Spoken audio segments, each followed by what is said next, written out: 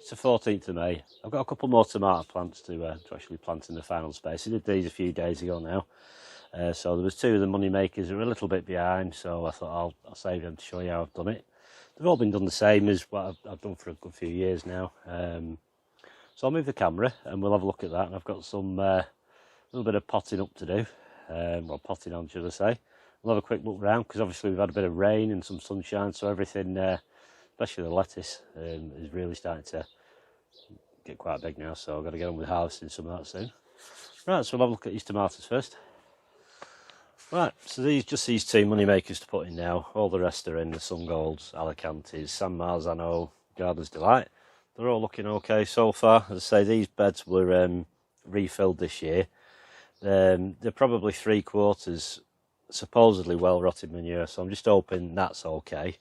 I did put a bit of lime in quite a while ago because I thought maybe, to try and get rid of some of the nitrogen out of it, because you might end up with, too rich nitrogen, end up with more foliage than fruits. So hopefully it'll deplete over time, and once I start the feeding, which won't be long because there's flowers on pretty much most of them now. So I'd much rather have done these a lot before now, but it's just been, the weather's been that cold. I had to come out the other night and take my peppers in. Obviously I couldn't take these in, so I'd had a little bit of a fire in a bucket that was still warm, so I brought that in and it kind of kept it a bit warmer during the night. So it's a two-pot method, a bottomless pot inside a pot with the bottom on. So we'll come to that in a minute. Just pop that aside. I'll do this M1 first because it's easier to get if you do the M1 rather than that one next. It's just for getting in right tight in the corner, especially down the other end of the polytunnel with the little greenhouse in here. So just a case of this is just a black polythene membrane. These are just like some 3-inch pots. I just used like a bulb planter and made a little hole, pop it in. The idea is you do the bulk of your watering through that and you feed through the top of the pot, trying to keep the foliage as dry as you can. A lot of these lower leaves I'll be snipping off in a couple of weeks probably, just to clear the stems up, because once you've sort of like got fruit trusses that have, the fruits have set, then the foliage below that isn't really required too much. You can, pointless having too much foliage and putting the life into that when you want to get the fruits going, get them ripe and that. It's just simply use a trowel if you want, but I'd use my hands. Usually I'd have an empty pot here to do this with as well, but over time you just kind of get the general gist of it. I'm just gonna, because it is quite loose, this, so I'm not worried about packing it down, because it shouldn't take long for the roots to get in, because usually once you start lifting this up you can see the roots coming into that area, and it's just, that's a depression there, so it kind of, goes a fair bit of the way in, you know what I mean, a good couple of inches at least. So we've got this top pot, simply flick the bottom one off, and there you've got roots. Bear in mind you saw me pot these on only a couple of weeks ago, so it doesn't take long to actually form them roots. Probably takes, a couple of weeks, a week, and you start seeing some, but you need enough there to hold that compost, because there's nothing holding that apart from roots. And it's just quite simply nestling it down. Just keep your thumbs on top of the compost, otherwise it'll push the compost up. Give it a twist, and all that does is kind of loosens the roots up at the bottom a little bit and merges the two composts together.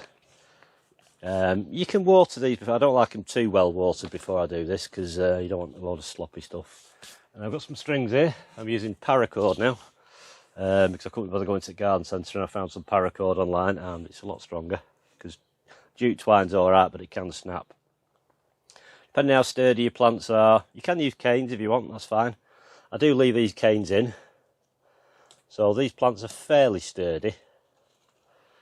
So I'm going to get that cane now, and I'm going to push it right the way down through the pot into the bottom of the bed now. In this case, of getting your string, give yourself a bit of a clearish path, and I'm just tying it to the actual cane. That way then you can slide it up and down should you need any, tension it, or slacken it off. There's a bit of excess here, so what I'll do, I'll just loop that around a few times. That just stops it from flapping about in the compost then. And then simply slide it down, you know, so it's going to be tight enough. They're just tied to the crossbar at the top, but if you haven't got anything to tie them to up there, you have to sort of make something out of timber or something like that. But I say, no, garden canes are fine. So it's just, you can be fairly heavy-handed with them, you know, don't be frightened about it. Sort of lean it over. So they're usually a bit smaller, I'd prefer to do these, but like I say, weather-wise this year's been very unpredictable. So I'm not going to go back round the cane again. I'm going to come round it and just keep wrapping it around the stem. It doesn't have to be tight. You know, sometimes if it's pressing tight underneath the fruit truss, take your string over the top of it. But that's passing quite well underneath it. And then just get it somewhere near the top like that, and then you can pull that bit of slack, and I'll just slide that knot down to tension it. All I'm going to do with this little cane clip is just clip it around above the knot, because this paracord does slide a little bit easier than the jute twine. It just acts as a bit more resistance. So you're just worrying about the weight when it goes up, that it'll just slide down. It shouldn't do. So it's just a case of, I'll probably put about a good couple of litres of water through that, and then I'll water them again in a few days. Just it won't take them long once they've got the roots down, providing there's nothing bad with this. Everything should be okay, but like I say, you never know. And this year I've had problems with other stuff, so anything's possible. So we'll do this other one. Same again. The old hands in.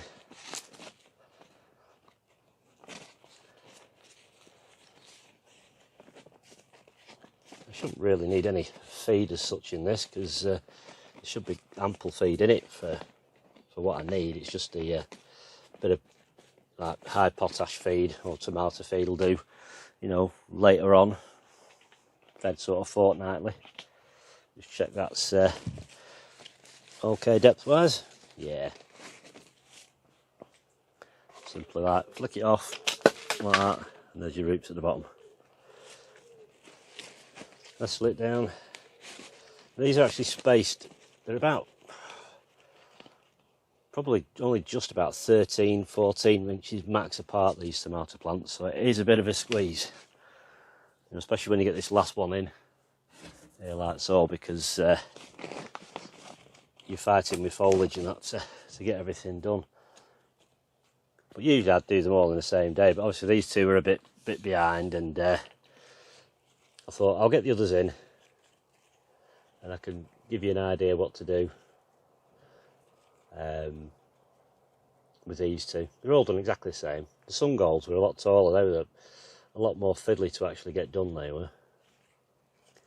You know, because they were quite leggy, to be honest. The stems aren't that thick. I don't know how much of this you're going to be able to see, because obviously there's a lot of foliage in the way, but I'm just looping that around there to hold it like I did on this one. Same again, doesn't matter which way you go around, clockwise, anti-clockwise.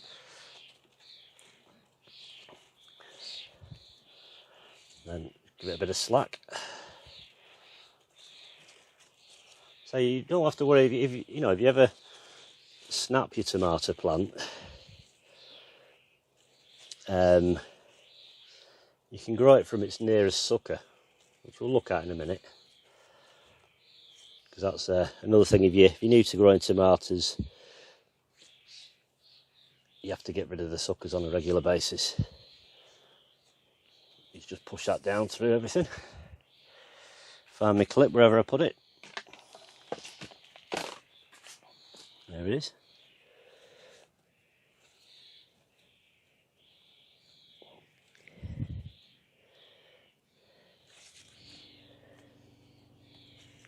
Bring the labels to the front so I know what they are.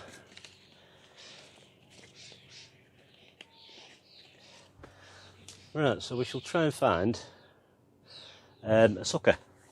I'll just turn this camera around. I've got any biggish ones. No, we'll have a look at one of these Gardener's Delights. I can see a couple of little ones on that. So I'll just bring you into shot near the, see how well you can see. Right, so if I carefully lift this foliage up,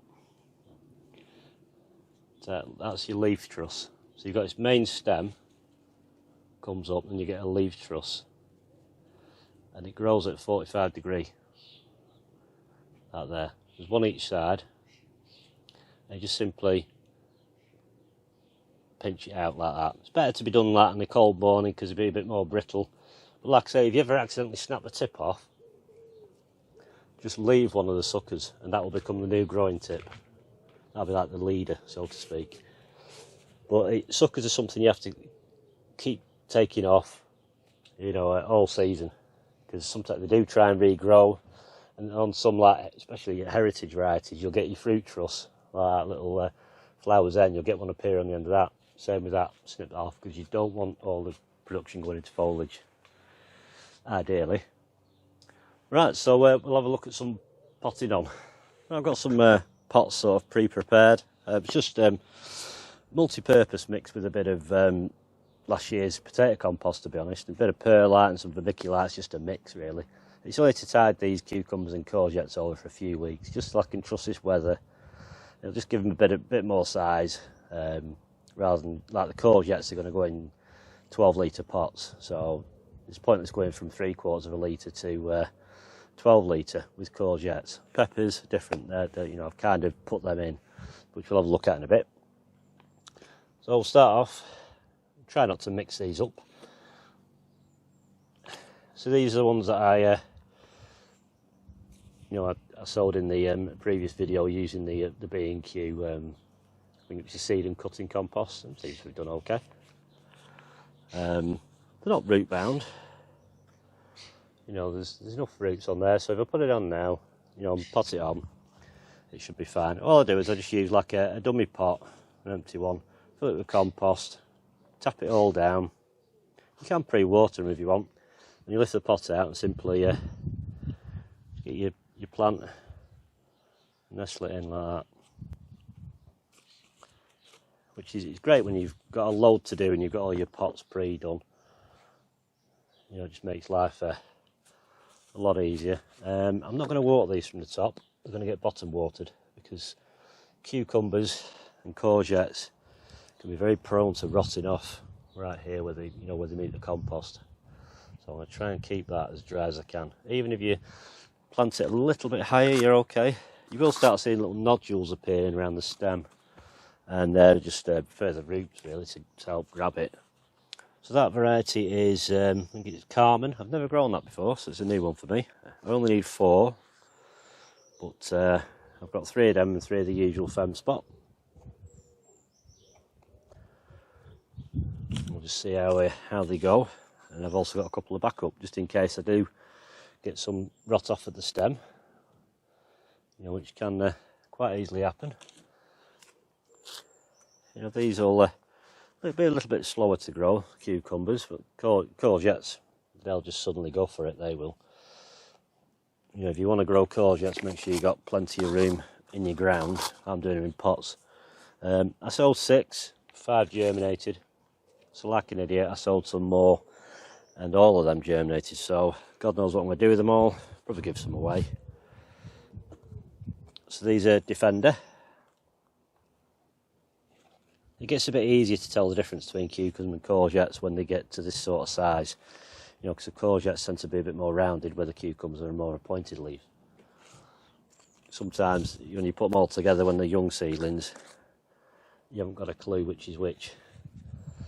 And because, like me, a bit too lazy to write loads of labels, it does happen sometimes. You think, oh, which is which? So it's just making a point of, if I move these out, to move them out in a block. That's why I've got a cucumber each side and the courgettes in the middle. The other ones aren't really big enough to pot on yet. So this one's a bit of a late comer, but they soon get roots down to the bottom. So I'm thinking, if I get these potted in here now, get the new compost wet up, We've got plenty of water then to see him through. They're just staying in the polytunnel if there's room when I get everything in. But like I said, I need to just bottom soak them first.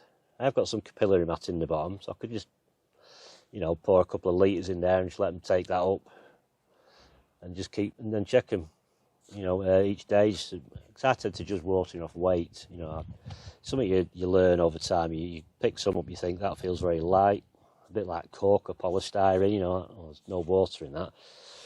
Foliage will tell you a little bit, but sometimes if there's too much water, the foliage will go limp, and if you go and add more water, then it causes problems. It is, you know, it's not guaranteed. It's hit and miss with watering. You're best shine on the drier side than the too wet side. You can always add more, but it's harder to take it away once the damage is done. Obviously, it's not bright sunshine today and dead hot, so they won't dry out. There's no root disturbance in that initial blocks. There's water in that, so it wouldn't actually matter if I didn't water them today. I've got enough to carry them through. Right, we'll have a look at everything else, and then we'll go from there. Right, we may as well start in here. So as you can see, we've got the sun gold at the back there.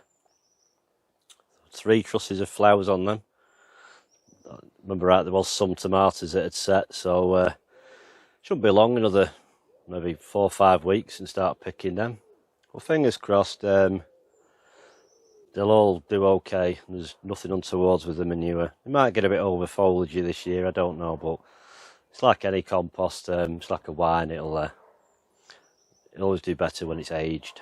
So it's full of worms. There's plenty of worms in the bed, so it's still, you know, churning it around, which I don't mind. I did have a problem down here at this end, because I always end up with red ants in this corner. So I dug about 1 foot of it out, dug right down, got as many out as I could see, put some boiling water down. And apparently they don't like garlic or pepper. There's a lot of crushed garlic and some pepper down there. Some of last year's Apaches. Put some of them down there, all blitzed up in a powder. Put some polythene down. So hopefully they'll leave it on. I don't think it causes too much problem. Wood lice are a bit of an issue sometimes. But those, I think I've got 5 Alicantes. And there's 4 San Marzano, so they're a plum tomato. And 4 sun golds, 3 Gardener's Delight, and then the 2 Moneymaker down there. So it's going to hopefully be a good year, tomato has. And up here we've got a makeshift shelf. So obviously when I take my main shelf out of here, you instantly lose shelving space. So I made this little floating shelf out of the shelf for them little plastic greenhouses. So I've got these here are some Titan sunflower seeds. I still had some seeds from sunflower I took 2 years ago now, and they've done okay. I might do some here and some at the allotment, so I've got some more chitting away, because I thought I'll chit these just to see if they were viable, and 2 or 3 days and they were sprouting.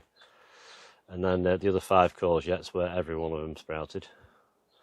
And these here, we've got the basket of fire, 2 of them.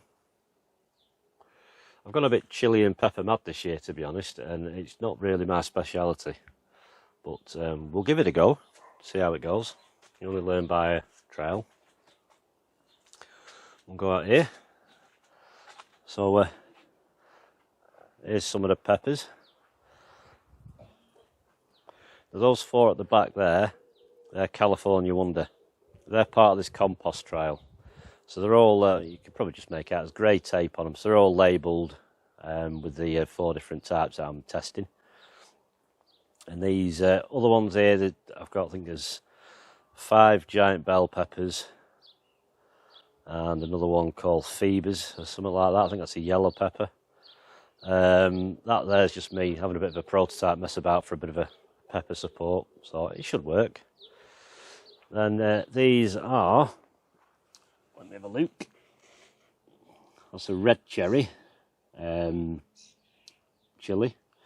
This one is Anaheim. So these are 7.5 litre pots. And those over there are all 12 litre pots. There's my leeks. All pretty much ready to go out. We'll look down this way first. I took the mulch off these pots the other day because I was worried about it getting a bit wet, and I thought, you get a bit paranoid and start having a poke about, and I couldn't see anything coming up. I thought, oh, I hope not rotted off. A few ants in them as well. But it's just me being impatient because it's been cold. But it was starting to make an appearance. Obviously, because it was cold the other night, I put a bit back on that one. This is all the backup stuff. I gave it a feed the other day because if I get ready for some more lettuce and stuff, I might as well prick it out of there. There's the other Missouri lettuce. Seems to be a bit slow going, not really done anything. They're in each variety of compost, so I can't really judge. If anything, this one's a bit bigger, which is number 3, which I think was Westlands with John Ennis in it. I've got some spring onions, there shakura. Obviously, strawberries and the brunch shallots that are going okay, apart from this cat scratched this one off here, but it's growing back. Sweet peas, well, they've chonked on a bit now. Now they've had a bit of rain. A few gaps, but I mean, I'll let them fill up a bit, and then anything that's a bit manky at the bottom I'll chop off. Just some more strawberries. So these strawberries here are different than the allotment. I think these are Florence, I think these are. They're a bit of a dual cropper, to be honest. They always come early and then they stop for a bit and then they run again later. So they're not bad, to be honest. So they've never actually been in the ground yet. So I've been running them on each year. So I thought I'll put them in ground and see how they go. They're the other strawberries. Everything's surviving. If anything, its biggest in size is probably that one, number 4, which is that Good Home multi-purpose, because they're all similar size. Seems pretty lush. But I did put, I think it was in it, I put bloodfish and bone in that, not the other ones. So we shall see. Potatoes, there's a bit of lifting going on here in the Horizon one. Yep, there's a little bit of a top coming through. Is that the Horizon? No, that's the Westland multi-purpose, the Horizon. Nothing on that as such. This Johnny's number 1. Nothing on that as yet. There's a little bit coming up there. The only thing I've noticed about that Horizon stuff is it's very light, and I just worry about it drying out a bit too much. I don't know if you have anything on the grow bag side yet. So it's been a lot of rain, so I'm just hoping that they've not rotted off in here. But they don't feel heavy. Sage that I need to really prune right back because it's going to go to flower. So pointless sowing another one. I'll just keep pruning it back. There's a cane outside munching. And then here we have, this is a tub with a load of carrots in. I think most of them have germinated. I've finally got some Enviromesh. I've had it for about 6-7 years and I keep putting it off. I keep thinking, oh, I can't bother making something for carrots, but I finally got something made for that. Down there, I dug it over, to be honest, and mowed the lawn. It's got a load of grass clippings chained to that. I'm thinking of putting sunflowers down there because they should tower up, and I can kind of make some supports off this fence. So I can get a big row of Titan sunflowers down there, which will look quite nice because there's nothing else going to go down there. Underneath there, nothing's changed. There's just celery, them other cabbage and broccoli I had left over from the plot. That's all there is under there. Oh, and some beans that I was testing in some compost. They all seem okay, so I might go ahead and use some of that evergreen because I've got some left. So I've been and got some more compost. The majority of my peppers are actually put in the Jack's Magic. I thought it's fairly loamy. I thought, well, I'll give them a go in loamy stuff. They usually prefer chunky stuff, but I thought, well, I'll try it because it's good compost. These are the spuds. These are the rocket that were in the polytunnel. Obviously, they've had to come out here now. So they should be actually 90 days old in 6 days, 6 or 7 days. But I'm going to wait, I think, till the 100-day mark and then harvest them. And I've got some first earlies left over, so I might just stick some first earlies straight back in them and go from there. The Swift are starting to come up. This one was done a little bit later, this one. About a week or so later, so it shouldn't be far behind, say, unless it's rotted off. The poppies down there are starting to get quite chunky now. Sweet candle, I need some sort of cover out for this and thin them out to one. The Pentland Crown, so I mean the Pentland Crown, I didn't even chip them and they've come up before the Orla. You know, so, but they get a lot more sunshine obviously. The Rocket is, I really need to get picking now to be honest, and the radish won't be far behind. Kelsey onions, just tickling along, I'm not expecting miracles from them. Spring onions, they are the Guardsmen. Got some more sweet peas I've sown, they'll be for down at the allotment, and probably some here for up against the shed, should I grow some. Because a mouse, because I saved all the sweet peas that I had at the allotment last year, put them in a bag, and mouses had a lot of them, so I've got plenty of seed anyway, so I thought, you know, I'll put them elsewhere. That's just a Hilda's mix. And here, I've knocked up another net thing. It will lift off from one side. I'll just basically pull, you know, that side up and roll it over. Because I didn't want to do it the other way because I didn't want it falling onto my onions. And these ends just pull out, just wedged in. So, not completely root fly proof, but should deter them a hell of a lot, hopefully. So we've got, I can never remember the name of them back ones there. And then they get to sort of where that hoop is there, and then I've just sown some sweet candle the other day. So there's probably about 3 or 4 weeks difference between. So it's a bit like a successional sowing. These are the red intermediate, the long carrots. Need to, I shouldn't really need to put a net over these because they're above that height and they're pretty well sandwiched here. But I've got some netting left, so I might do something for them. I need to do something for the sweet candle because I do get them on that. But we'll just see how it goes. Alright, we'll have a look over here now. So these are all the different cauliflower, broccoli, 4 different types. So I'm going to be sowing all my next lot of brassicas next week, so there'll be another video of that. So we'll see how they go, but I don't know if I've got any Clapton left, so I might just take a pick and do a different cauliflower for my second lot. Don't know how they're doing at the allotment, I've not been up since last week. So these lettuce, I had one sort of rot off at the stem over there. So that one's lagging behind, but that one's just lagging behind naturally anyway. I think that was a replant a while ago because they did get really wet in the seed tray. But the other ones are tickling along okay. I don't plan on doing them cut and come again, they're just going to get lopped off. Like I say, I've got some backed up in that other thing. If I've got enough, I'll pot them on and then they'll come into here. Got the red salad bowl, fairly big now, and so that can start getting hacked. So I just keep an eye out for slugs. No pellets, I just come out at night when it's dark with head torch on like an idiot and dispatch what I can see and keep the numbers in check that way. These are Durham early spring greens. Kane eats them, but if I can get him grazing, I'll eat them. This is the cut and come again bed. I've got a mazure that's lagging behind over there.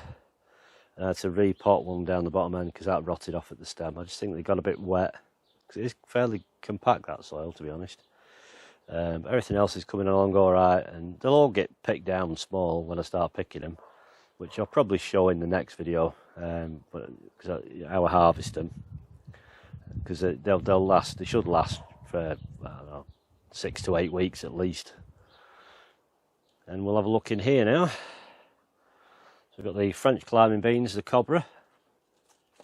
Now I might pot these on because I don't want to take them up to the plot yet because it's a bit exposed still, and I don't want them getting too big because they haven't got a lot of compost in these. So if they're in a larger pot, they'll have more of a water reserve, if you know what I mean, to see them through. Because I put them in at that and get a few hot days, it'll absorb take all the moisture out of that in no time, and then they'll just struggle. We've got some more peppers. This is these are banana sweet. Some that I got in a little set that the missus bought us at Christmas. Doesn't give a name, just says, you know, sweet, well, banana sweet. And we've got Tarquino, which I've never grown before. I think they're like a big pepper as well. So they're in 12-litre pots, got 2 of them. And then up here we have the Apaches. These are all going to, have to be moved when I put the cucumbers in, because the cucumbers go in at the back at the bottom. So I'll put a shelf lower down for these, so the cucumbers will get up a bit high, and then they'll photosynthesize from the top growth. So I've got 3 left over, and because I don't like throwing plants away, what I thought was, I'll show you that first. That's a subarctic plenty, like a bush variety, and a little bit of a knock up. These hoops, if you remember, I had them last year, just 10mm plumbing pipe. They're just kind of like a nail bent over and wedged in each end of the pipe to make it into a hoop like that, and they're pretty sturdy, to be honest. So I thought I'll do it like that, little bush tomato. Mainly growing it for its seed this year, but I'll obviously have some tomatoes. I only really need like 2 tomatoes for its seed, because I'll probably get about 40-50 seeds off that. So them seeds were taken, well, that was grown from a 2014 seed. That. So the idea is, them 3 remaining pepper plants, I might just bung them straight in this, because I've got this little bit of bed exposed here, and I don't intend putting anything here, so I might just whack 3 in there. You know, and I can sow bits of radish around them through the season, and that'll probably be okay. Put some canes in and just see how they do actually compared to in the ground, to from in the pots outside to in the polytunnel or the greenhouse. And if you have a nice sunny year, there shouldn't be much difference, to be honest. Some more leeks over there. So that's about it for this video, really. So it's, you know, everything seems to be growing okay. Nothing drastic or bad happening. But like I said, next week we're sowing some more brassicas, which will hopefully be ready for going out sort of July. I need to construct my shelf, because I don't know if you can see, but over there is my shelf out of the polytunnel, because currently that thing is just a knock up of scrap bits of wood at the moment, so I need to dispatch that and sort it out permanently, because I put a net over that, because that becomes somewhere to put my seedlings, because the polytunnel and the little greenhouse are full. So I've got to put all these peppers into the polytunnel now, so there's no room at all. But I hate seeing space, you know. I don't mind moving pots about to get in and out, but yeah, it's a bit of a pain if it's windy. But if you've got a space in the ground, fill it up, because you just get a dirty weed or grass will grow there. So if I have a choice what's growing there, there'll be something I can eat. So take care, thanks for watching, and I'll see you next time. Bye bye.